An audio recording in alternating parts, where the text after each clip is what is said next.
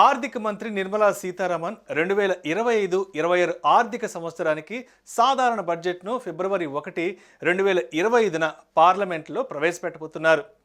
బడ్జెట్లో ప్రభుత్వం సాధారణంగా వచ్చే ఆర్థిక సంవత్సరంలో చేయాల్సిన పనులు, పథకాలపై ఖర్చు వివరాలను ఇస్తుంది. కానీ బడ్జెట్కు ముందు ప్రభుత్వం పార్లమెంట్లో మరొక పత్రాన్ని ప్రవేశపెడుతుంది. దీని పేరు ఎకనామిక్ సర్వే.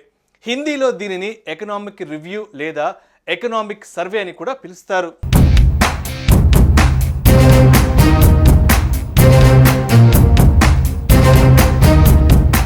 భారతదేశంలో బడ్జెట్ తయారీ ప్రక్రియ చాలా క్లిష్టమైంది.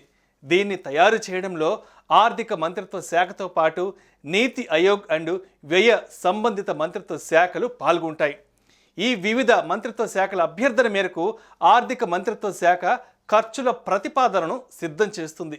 దీని తర్వాత బడ్జెట్ను రూపొందించే పనిని ఆర్థిక మంత్రిత్వ శాఖ ఆధ్వర్యంలోని ఆర్థిక వ్యవహారాల శాఖ బడ్జెట్ విభాగం చేస్తుంది.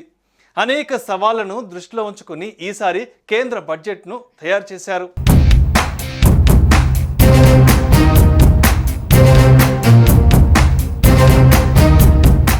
ఈసారి బడ్జెట్ తయారీ టీంలో కేంద్ర రెవెన్యూ శాఖ కార్యదర్శి తుహిన్ కాంతా పాండే, ఆర్థిక వ్యవహారాల కార్యదర్శి అజయ్ సేఠ్, వ్యయ విభాగం కార్యదర్శి మనోజ్ గోవిల్, పెట్టుబడులు, ప్రజా ఆస్తుల నిర్వహణ విభాగం కార్యదర్శి అరుణీష్ చావ్లా, ఆర్థిక సేవల విభాగం కార్యదర్శి ఎం నాగరాజు, ముఖ్య ఆర్థిక సలహాదారుడు వి అనంత నాగేశ్వరన్ ఉన్నారు.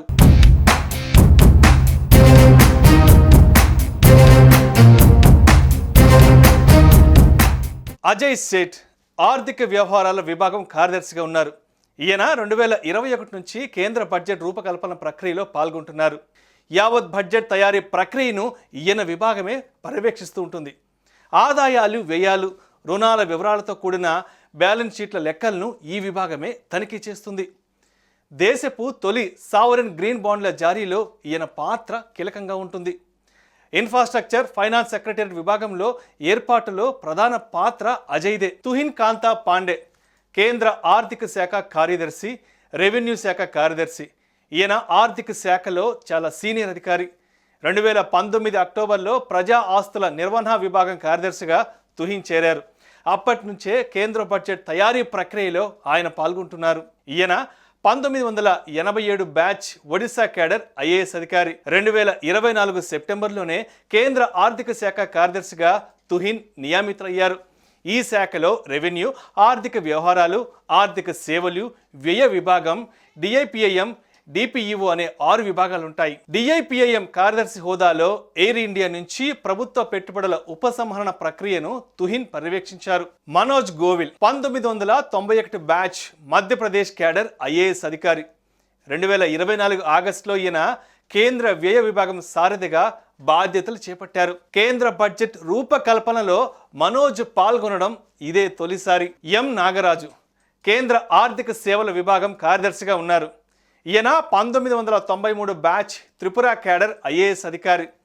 బీమా రంగంలోకి విదేశీ పెట్టుబడుల పరిమితిని పెంచే ప్రతిపాదనను ప్రస్తుతం ఈయన సారథ్యంలోని విభాగం పరిశీలిస్తోంది. ఆర్థిక సేవల్లో సైబర్ నేరాలను తగ్గించడం, బ్యాంకింగ్ రంగం ఆరోగ్యవంతంగా పనిచేసేలా చేయడమే ఈ విభాగం లక్ష్యం. కేంద్ర బడ్జెట్ రూపకల్పనలో నాగరాజు పాల్గొనడం ఇదే తొలిసారి. అరుణీష్ చావ్లా ప్రజా ఆస్తుల నిర్వహణ విభాగం కార్యదర్శిగా వ్యవహరిస్తున్నారు. ఈయన 1992 బ్యాచ్ బీహార్ క్యాడర్ ఐఏఎస్ అధికారి. ఈయన 2024 సంవత్సరంలోనే డిఐపిఏఎం, డిపిఈ విభాగాల సారథిగా బాధ్యతలు చేపట్టారు. అరుణీష్ చావ్లా సారథ్యంలోనే ఐడిబిఐ బ్యాంకు ప్రైవేటీకరణ ప్రక్రియ మొదలైంది. వి అనంత నాగేశ్వరన్ భారత ప్రభుత్వానికి చీఫ్ ఎకనామిక్ అడ్వైజర్.